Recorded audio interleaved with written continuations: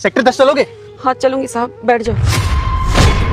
माँ, मेरी माँ वो भी इस हालत में रिक्शा चला रही है। माँ जी, अगर आप बुरा ना मानो तो मैं आपसे एक बात पूछूं? हाँ पूछो साहब। आप मुझे बहुत परेशान लग रही हैं, कुछ बात है क्या? अरे कुछ नहीं बेटा, आप बैठो, मैं आपको सेक्टर 10 तक छोड़ देती हूँ, बैठो। अरे माँ जी, मैं आपको जानता हूँ, इसीलिए तो आपसे पूछ रहा हूँ। बेटा कैसी बात कर रहे हो आप? मैं एक मामूली सी रिक्शा चलाने वाली हूँ और आप एक फौजी, आप मुझे कैसे जानते होगे? आप मुझे नहीं जानते, आपको कोई गलतफहमी हो रही है। आप बैठो, मैं छोड़ देती हूँ आपको। अरे नहीं नहीं माँ जी, मैं आपको नहीं, आपके बेटे को जानता हूँ। आपका बेटा फौज में था ना?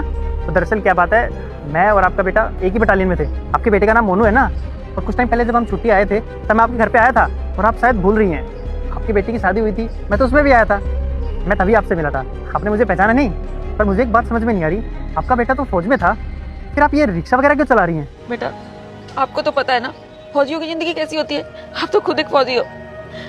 एक दिन बॉर्डर से खबर आई, मेरा बेटा गया वहाँ युद्ध के लिए, वहाँ आतंकवादियों से युद्ध करता हुआ शहीद हो गया वो देश के लिए। ये बात आपको किसने बताई कि आपका बेटा शहीद हो गया?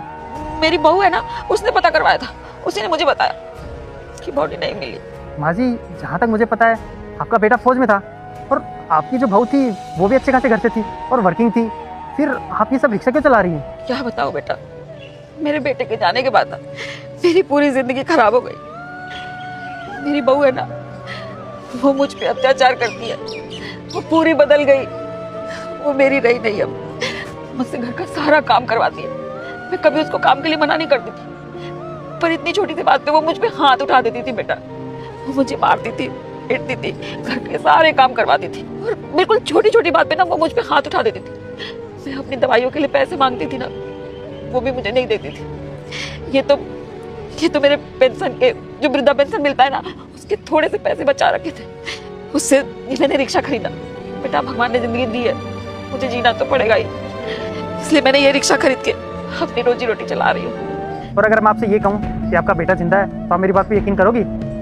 क्या बेटा, तुम भी बूढ़ी समझ के मेरे साथ मजाक कर रहे हो ना? एक बात बताओ, जो शहीद हो चुका है वो कैसे वापस आ सकता है?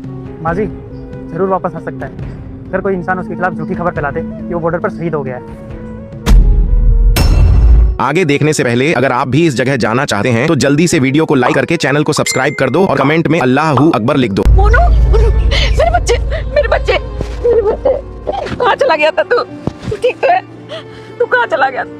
देख तेरे पीछे तेरी माँ की क्या हालत हो गई है मेरे बच्चे। हाँ माँ, मैं ठीक हूँ, पर अर्पिता ने तो मुझसे कहा था कि आप तीर्थ यात्रा पे गई हैं।